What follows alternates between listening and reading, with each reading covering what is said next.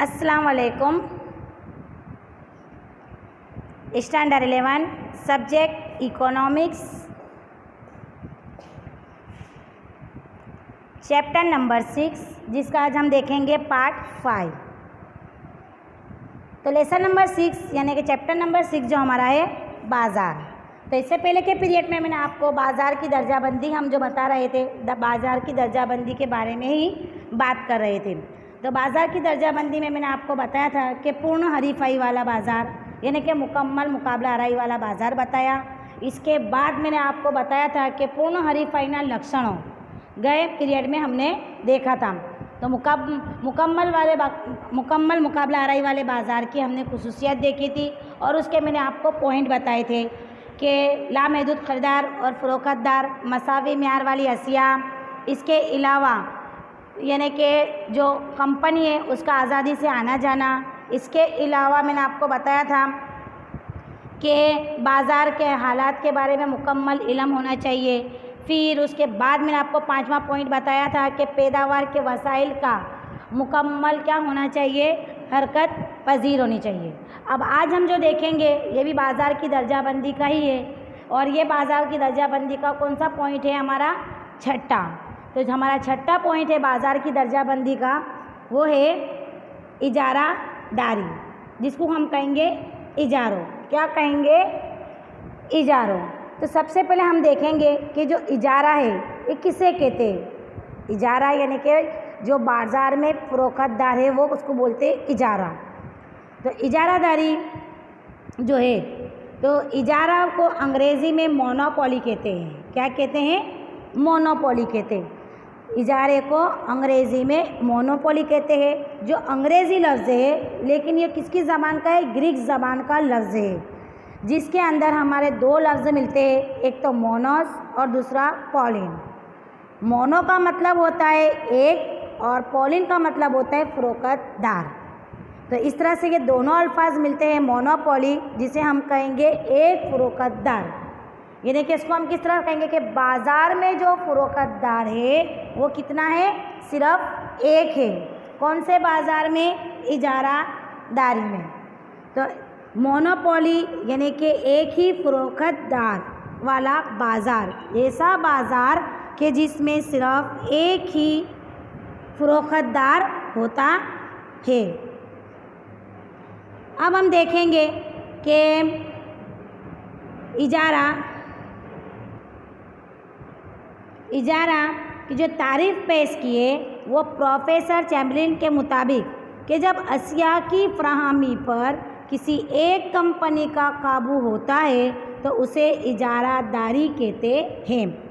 यानी कि बाज़ार के अंदर वो पुरवठा यानी कि जो उसके ऊपर सिर्फ एक ही कंपनी में काबू रख सकता है उसे हम क्या कहेंगे? इजारादारी। इसके अलावा उसके आगे कोई भी कंपनी नहीं होती है कि मुकाबला हो सके, लेकिन सिर्फ एक और एक ही कंपनी होती है कि जो बाज़ार की फराहमी पर जिसका काबू होता है उसे हम क्या कहेंगे? इजारादारी। लेकिन किसके मुताबिक? प्रोफेसर चैम्बरलिन के मुताबिक। तो प्रोफेसर चैम्बरलिन के मुताबिक तारीफ़ क्या पेश की है कि जब अशिया की फराहमी पर किसी एक कंपनी का पेड़ी जिसको कहेंगे, जिसको हम फार्म भी कहते हैं, एक कंपनी का काबू होता है तो उसे इजारादारी कहते हैं। लेकिन इसके अलावा जो प्रोफेसर है, प्रोफेसर स्टेगलर ने भी अपनी तारीफ़ पेश की कि प्रोफेसर स्टेगलर क्या कहते हैं कि अशिया का एक ही फ़रोख्तदार यानी कि इजारादारी, यानी कि बाज़ार के अंदर एक ही फ़रोख्तदार है यानी कि एक ही बेचने वाला है, जिसे हम क्या कहेंगे? इजारादारी। इसके अलावा बाज़ार में उसके सिवा कोई नहीं, यानी कि उसके मुकाबला करने वाला कोई नहीं है, सिर्फ और सिर्फ वो एक ही है जिसे फ़रोख्तदार कहेंगे और उसको हम क्या कहेंगे? इजारादार। तो प्रोफेसर स्टेगलर के मुताबिक अशिया का एक ही फ़रोख्तदार के इजारादार कहलाता है। अब हम देखेंगे इजाराना लक्षणों। तो इजारादारी की खुसूसियत, इजाराना लक्षणों। तो इजाराना लक्षणों कितना चाहिए? टोटल हमारे पास 7 है। कितने हैं? टोटल हमारे पास इजारादारी की जो खुसूसियत है वो हमारे पास 7 है। देखो हम बाज़ार की दर्जाबंदी कर रहे हैं। बाज़ार की दर्जाबंदी के अंदर हमारा ये छठा पॉइंट है और ये छठा पॉइंट होने के बावजूद भी हम इसके अंदर क्या कर रहे हैं, इजारे की खुसूसियत के बारे में जान रहे हैं। तो इजारेदारी की खुसूसियत टोटल कितनी है, हमारे पास 7 है। तो देखेंगे हम, तो सबसे पहले है एक ही कारखानेदार, फरोख्तदार और लामहदूद खरीदार। एक ही कारखानेदार, फरोख्तदार और लामहदूद खरीदार, जिसको हम गुजराती में कहेंगे एकज उत्पादक के वेचनार अने असंख्या खरीदनार। तो इजारा वाले बाज़ार के अंदर जो अशिया की पैदावार है, यानी कि जो पैदा करने वाला है, जो कारखानेदार है और जो फरोख्तदार है, वो सिर्फ और सिर्फ कितना होता है, एक ही होता है। क्योंकि मैंने इससे पहले बता दिया कि बाज़ार के अंदर उसके मुकाबले में कोई नहीं है, सिर्फ वो एक और एक ही है। तो जो बाज़ार में अशिया की फराहमी पर जो काबू पा सकता है, ये भी मैंने आपको पहले बता दिया कि बाज़ार के पुरवठे के ऊपर जो अशिया है उसके ऊपर वो खुद ही काबू पा सकता है, यानी कि उसकी ही अशिया हो, उसकी ही सब हो। लेकिन वो फरोख्तदार भी कैसा है, एक ही जिसे हम क्या कहते हैं, इजारादारी।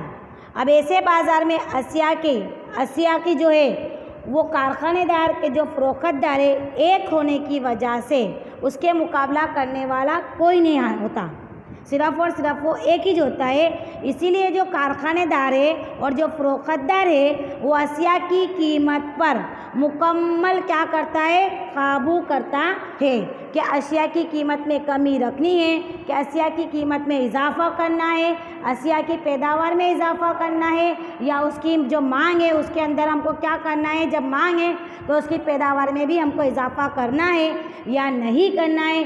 ये सारे के सारे जो फैसले हैं वो सिर्फ एक ही फरोख्तदार अपने कर सकता है। क्यों कर सकता है, क्योंकि वो बाज़ार में सिर्फ एक ही है, उसके मुकाबले में ऐसी कोई भी चीज़ नहीं है। इसी तरह बाज़ार के अंदर जो ख़रीदार है और जो फरोख्तदार है वो अशिया की कीमत पर असर करता है, जिसकी वजह से वो कीमत को भी तय करता है। इसीलिए हम वो फरोख्तदार को हम क्या कहेंगे, प्राइस मेकर। क्या कहेंगे, प्राइस मेकर, जिसको हम कह सकते हैं कि कीमत तय करने वाला, क्योंकि वो बाज़ार में अकेला ही है। वो प्राइस कम भी कर सकता है, प्राइस बढ़ा भी सकता है, तो उसको हम क्या कहेंगे, प्राइस मेकर, जिसको हम उर्दू में कहेंगे कीमत तय करने वाले के तौर पर जानते हैं। तो ये हमारा हुआ एक ही कारखानेदार और एक ही फरोख्तदार। लेकिन बाज़ार में एक ही कारखानेदार और फरोख्तदार है, लेकिन इसके अलावा जो ख़रीदार है वो कितने हैं, लामहदूद है। अब चीज़ें उसके पास कैसी है, लामहदूद तो नहीं है, क्योंकि उसके पास जो ज़ख़ीरा है वो कैसा है, उसके लिमिट में ही होगा। लेकिन वो बेचने वाला है, जो फरोख्तदार है वो एक ही है, लेकिन जो ख़रीदने वाले हैं वो लामहदूद है। जैसे कि बाज़ार में एक ही ख़रीदार का वजूद बहुत ही कम होता है, तो इजारे में हरीफाई के अंदर उन लोगों को क्या होता है, ख़रीदनार वालों को, यानी कि जो ख़रीदार है, यानी कि ग्राहक के दरमियान हमको ये देखने को मिलता है हरीफाई। बल्कि किस में देखने को नहीं मिलता है, फरोख्तदार के अंदर हमको मुकाबला नहीं मिलेगा देखने को, काय में मिलेगा हमको, ग्राहकों के दरमियान में ये मिलेगा मुकाबला। तो इस तरह से ख़रीदार है और अशिया की कीमत पर उसका कोई असर नहीं होता, क्योंकि वो फरोख्तदार कैसा है, एक ही है। चाहे वो अशिया की कीमत बढ़ाए या घटाए, लेकिन वो एक ही है। तो ना चाहते हुए भी उसको, अगर वो उसकी अशिया ज़रूरत के मुताबिक है तो उसे वो ख़रीदनी ही पड़ती है। अब इसके बाद देखेंगे हम करीबी मुतबादिल अशिया के असरात। नज़दीकी अवेजी वस्तुओं अभाव, मुतबादिल वैकल्पिक, यानी कि इसके अलावा अगर चाय नहीं है तो हम कॉफ़ी पी लेते, ये मुतबादिल हुआ हमारा। तो करीबी मुतबादिल अशिया के असरात, जिसे हम गुजराती में कहेंगे नज़दीकी अवेजी वस्तुओं अभाव। तो इजारे के अंदर इसकी खुसूसियात के मुताबिक जो इजारादार है वो अपनी अशिया की कारखानेदार के फरोख्तदार करता है, लेकिन कोई भी किस्म की मुतबादिल अशिया बाज़ार में उपलब्ध नहीं होती है, यानी कि होती नहीं है। उसके मुकाबले में कोई भी अशिया होती नहीं है बाज़ार के अंदर की दर एक ही है। लेकिन अगर चलो मान लो कि हमको एग्जाम्पल के तौर पर लेते हैं कि अगर हमारे को चाय नहीं मिलती है, घर में चाय नहीं है, तो हमारे घर में कॉफ़ी मिल जाती है, तो हम वो कॉफ़ी से काम चला लेते हैं।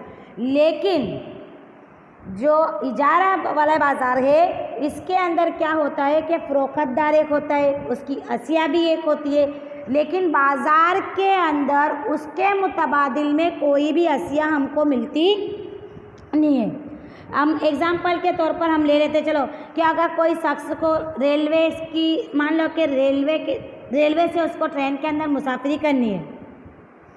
अब मुसाफिरी उसको करनी है तो वो ट्रेन से करना है, लेकिन वो क्या चाहता है कि वो ट्रेन सरकार की नहीं हो, दूसरी कंपनी को।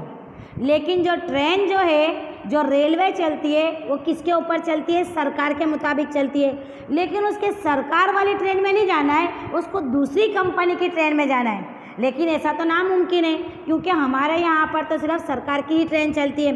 हाँ, एग्जाम्पल के तौर पर ले सकते हैं कि अगर वो ट्रेन में नहीं जाता है तो उसके ऊपर मुतबादिल अल्फा ये है कि वो बस से सफ़र कर सकता है, या फिर 4 व्हीलर से जा सकता हैगा, या फिर वो एरोप्लेन से भी जा सकता है। लेकिन उसको ट्रेन में ही सफ़र करना है और उसको सरकारी ट्रेन ना चाहते हुए दूसरी कंपनी की ट्रेन चाहिए, तो ये तो नामुमकिन है। ये क्यों?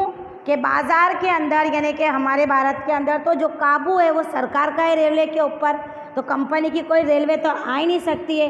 तो इसी तरह बाज़ार के अंदर जो फ़रोख्तदार है, वो फ़रोख्तदार क्या करता है कि अशिया एक ही बनाता है, लेकिन बाज़ार के अंदर उसके मुतबादिल में कोई अशिया नहीं होती है, जिसका कोई कंपनी आती ही नहीं है, उस कंपनी का वजूद ही नहीं होता है। तो उस मखसूस वक्त में क्या होता है कि उसके करीबी मुतबादिल अशिया के असरात देखने को मिलते हैं हमको, कि हमको ना चाहते हुए भी वो अशिया को ख़रीदना पड़ता है, क्योंकि उसके मुकाबले में कोई अशिया आई नहीं है। इसीलिए जो इजारादारी के बाज़ार है उसके अंदर मुकाबले की कोई गुंजाइश नहीं होती है। अब इसके बाद का पॉइंट हम देखेंगे कि नई कंपनी के दाखिले पर काबू, जिसको हम गुजराती में कहेंगे नवी पेढ़ीओना प्रवेश पर अंकुश। उर्दू में क्या कहेंगे? नई कंपनी के दाखिले पर काबू। हम ये क्या देख रहे हैं? इजाराना लक्षणों, जिसके मैंने आपको 2 लक्षण समझा दिए, 2 खुसूसियत समझा दी। अब मैं आपको तीसरी इसकी खुसूसियत समझाती हूँ, जिसे कहेंगे नई कंपनी के दाखिले पर काबू। तो जो इजारे वाले बाज़ार के अंदर है वो मखसूस शक्ल के अंदर इजारा के हामिल होता है। इजारा का मतलब मैंने आपको पहले ही बता दिया था। इजारा यानी कि एक ही पैदावार के एक ही फ़रोख्तदार का वजूद उस बाज़ार के अंदर कोई उसको तोड़ सकता नहीं है, क्योंकि वो सिर्फ एक ही बनाने वाला है और एक ही बेचने वाला है।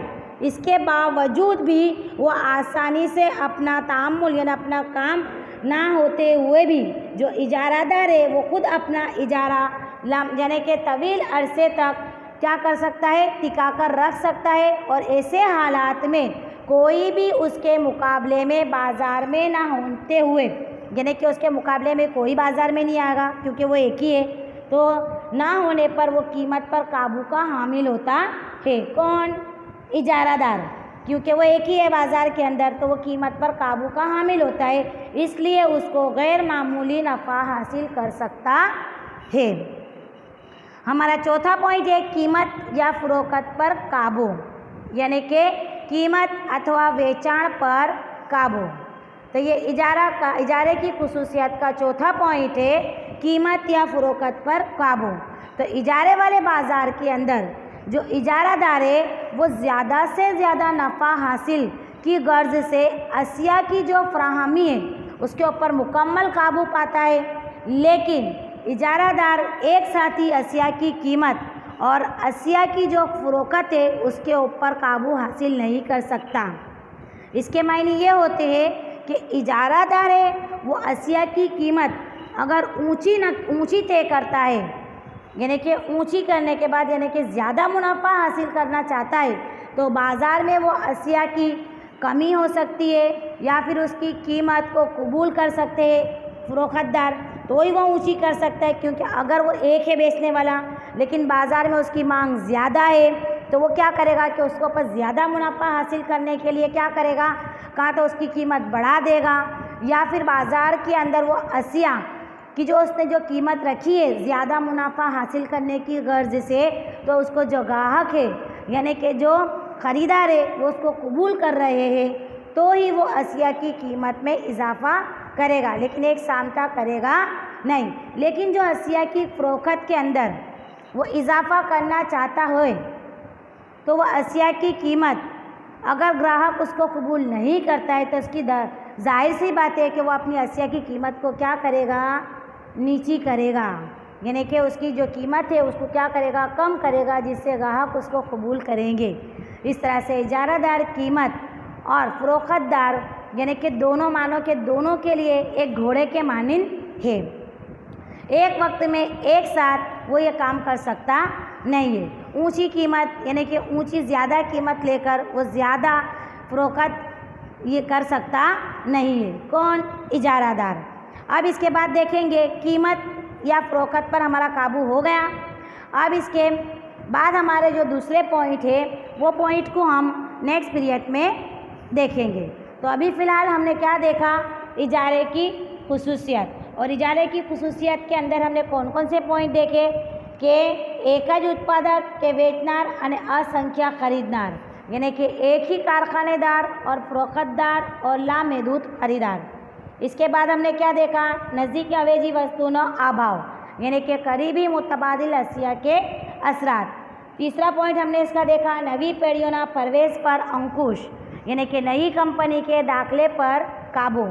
और चौथा पॉइंट हमने देखा, कीमत या फ़रोख्त पर काबू यानी कि कीमत अथवा वेचाण पर काबू। फ़िलहाल अभी हमने 4 पॉइंट देखे। इसके बाद हम तीसरा पॉइंट कब देखेंगे, नेक्स्ट पीरियड में देखेंगे।